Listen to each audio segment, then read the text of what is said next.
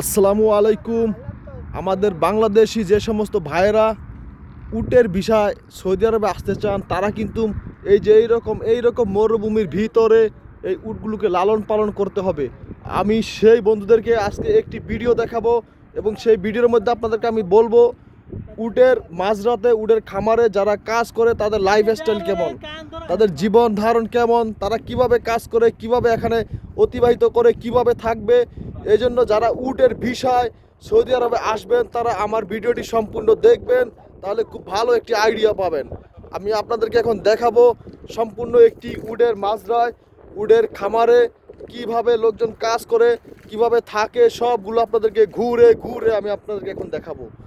দেখুন বন্ধুরা, বিশেষ করে যারা সৌদি আরবে আসার পরে কাজ কাম ম্যানেজ করতে পারে না, তখন কিন্তু আপনাদেরকে যে দালাল নিয়ে আসে তারা কিন্তু বিভিন্ন সময় আপনাদেরকে এইরকম উটের খামারের মধ্যে কাজ দিয়ে দেয়। এইরকম উটের খামারের মধ্যে কাজ করতে হলে আপনাদেরকে এরকম মরুভূমির মধ্যে থাকতে হবে। এই যে দেখতে পাচ্ছেন, এটি হচ্ছে একটি উটের খামার। আমি এখানে আজকে ঘুরতে এসেছি এবং একটি ভিডিও করতেছি বিশেষ করে যারা সৌদি আরবে আসতে চান তাদের জন্য সতর্কতা বার্তা হিসেবে। এইরকম উটের খামারে যদি আপনারা কাজ করেন, এইরকম মরুভূমির মধ্যে একা একা থাকতে হবে আপনাদেরকে। আমি আজকে আপনাদেরকে পুরো ভিডিওটি ঘুরে ঘুরে দেখাবো। দেখতে পাচ্ছেন এটি কিন্তু একটি বাউন্ডারি এবং এই বাউন্ডারির ভিতরে কিন্তু উটগুলো এখানে আছে। সন্ধ্যা হয়ে গেছে, এই জন্য উটগুলোকে এখানে রাখা হয়েছে।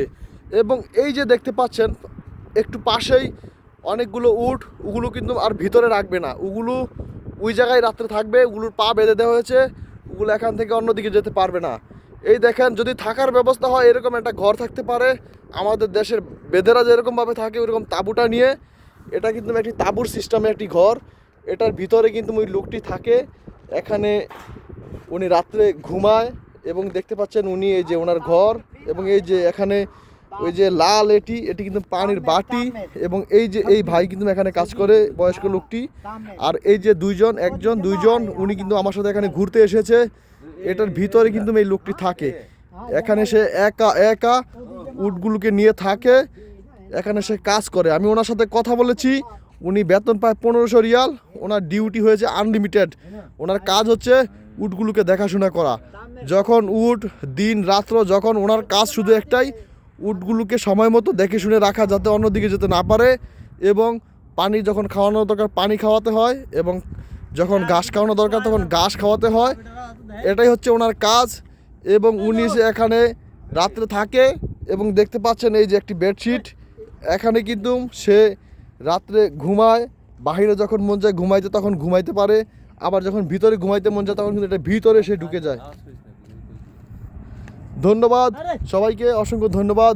আল্লাহ হাফেজ।